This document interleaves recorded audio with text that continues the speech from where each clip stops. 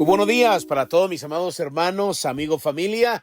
Qué gusto estar con ustedes en este glorioso día, aleluya, que Dios nos permite abrir nuestros ojos, resucitar, como siempre suelo decirlo. Usted y yo amanecimos vivos, así que tenemos razones suficientes para agradecer a nuestro Dios. Papito lindo, estamos extremadamente agradecidos por ese amor tan exagerado que tienes para con nosotros. Gracias por darnos la oportunidad de vivir, de pararnos sobre nuestras extremidades, de disfrutar todas las bendiciones que de antemano ya han sido preparadas. Gracias por esta misericordia nueva que dice la palabra, que nuevas son cada mañana, y nosotros lo anunciamos y lo disfrutamos con libertad. Gracias por cada enseñanza que nos has dado durante toda la semana, Padre amado, y llegamos a este día en el cual millones de personas en el mundo entero nos reunimos para adorarte, para bendecirte y glorificarte. Yo clamo por cada persona que escucha estos devocionales donde quiera que se encuentren, sean bendecidos ahora en el nombre de Jesús. Amén y amén. Gloria al Señor. Muy bien, mis amados hermanos, vamos a iniciar una serie, un mini estudio que siempre le digo yo, basado en Habacuc capítulo 3, versículo 2. Libro de Habacuc, capítulo 3, el versículo 2, bajo el tema Aviva tu obra en medio de los tiempos. Aviva tu obra en medio de los tiempos. Pero ahorita me voy a leerle esta palabra. El versículo 2 dice: Oh Jehová, he oído tu palabra y temí. Oh Jehová, aviva tu obra en medio de los tiempos, y en medio de los tiempos hazla conocer. En la ira, acuérdate de la misericordia. Esta palabra que acabamos de leer es la oración que hace el profeta Habacuc, y esta oración es el resultado de lo que Habacuc se presenta ante Dios, y es el resultado de la queja o del lamento que él tenía antes de hacer esta oración. Él hizo esta oración como resultado de la respuesta que Dios le dio, pero antes el profeta, yo me atrevería, usó una palabra, el profeta Habacuc tuvo la osadía de preguntarle a Dios, y uso el término osadía porque de cierta manera es un poco fuerte y atrevido este profeta. Tuvo la osadía de preguntarle a Dios por qué permitía cosas tan crueles y por qué permitía cosas que uno no podía entender o no puede entender. Y esta situación hizo que el profeta entrara en un lamento o en una queja. Es como si en este tiempo que estamos viviendo nosotros tuviésemos la misma osadía de preguntarle a Dios el por qué está permitiendo tantas muertes, el por qué está permitiendo cosas tan crueles, por qué hay tanta desintegración, por qué tantos problemas a nivel matrimonial, por qué no poder enterrar a un familiar, por qué tanta crueldad en el mundo, por qué tanta cosa que a veces nosotros no entendemos. Exactamente, eso es lo que estaba viviendo el profeta Habacuc. Para ser bien textuales a la historia de este libro, el profeta comienza a quejarse, comienza a lamentarse, y él comienza diciendo que por qué permitía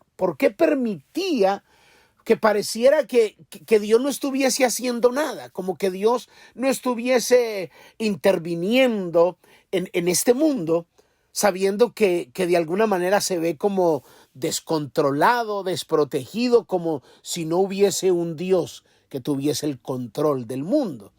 Entonces el profeta le dice a Dios por qué él permitía tanta violencia y tanta iniquidad que el profeta veía dentro de su propio pueblo, y cómo cada día incrementaba más el pecado, incrementaba más la maldad, y pareciera que Dios no reaccionara, que Dios no interviniera frente a esa crisis y frente a esa situación.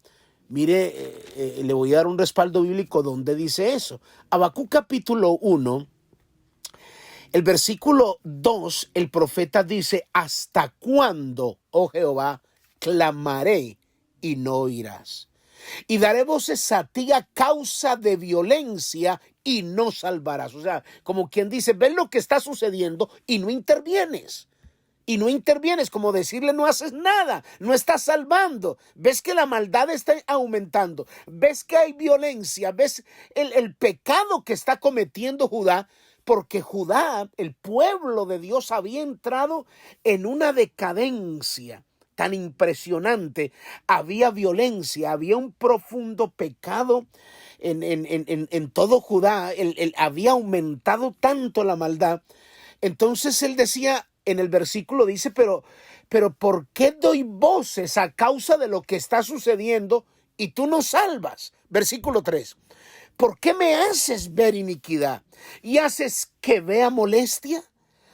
Destrucción, violencia están delante de mí, pleito y contienda se levantan, por lo cual la ley es debilitada y el juicio no sale según la verdad, por cuanto el impío asedia al justo, por eso sale torcida la justicia. Entonces note la osadía que tiene este profeta de preguntarle a Dios por qué las cosas están sucediendo y no se ve como una intervención. Entonces Dios le responde al profeta y le da una respuesta que de alguna manera lo confunde más. Porque Dios le está diciendo que va a usar a los caldeos para castigar al pueblo de Judá.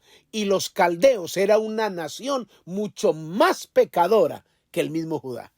Entonces hay cosas y determinaciones que Dios en su soberanía toma, decide. Él es Dios. Y eso nos confunde a nosotros los seres humanos porque nos gusta tener el sartén por la mano y nos gusta tener respuesta de todo.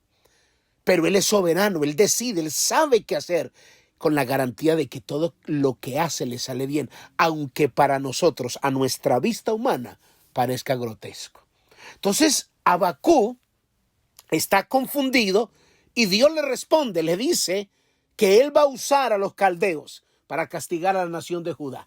Mire lo que dice el versículo 5, que Dios sí le da la respuesta y le dice: mirad entre las naciones y ve, asombraos, porque haré una obra en vuestros días que aun cuando se os contare, no la creeréis. Porque he aquí que yo levanto a los caldeos, nación cruel y presurosa que camina por la anchura de la tierra para poseer las moradas ajenas. O sea, esto deja más confundido al profeta Habacuc. Él no entendía por qué Dios permitía que los caldeos destruyan y le den muerte a los que son más justos que ellos. O sea, ¿cómo un Dios permite eso? En el versículo 12, el profeta Habacuc vuelve y le dice a Dios estas palabras. Versículo 12 de Habacuc capítulo 1. ¿No eres tú desde el principio, oh Jehová, Dios mío, santo mío? ¿No moriremos, oh Jehová, para juicio? ¿Lo pusiste? Moriremos, dice, no moriremos, oh Jehová, para juicio lo pusiste. Y tú, oh roca, lo fundaste para castigar. Muy limpio de ojos, muy limpio eres de ojos para ver el mal, ni puedes ver el agravio. ¿Por qué ves a los menospreciadores y callas cuando destruye el impío al más justo que él?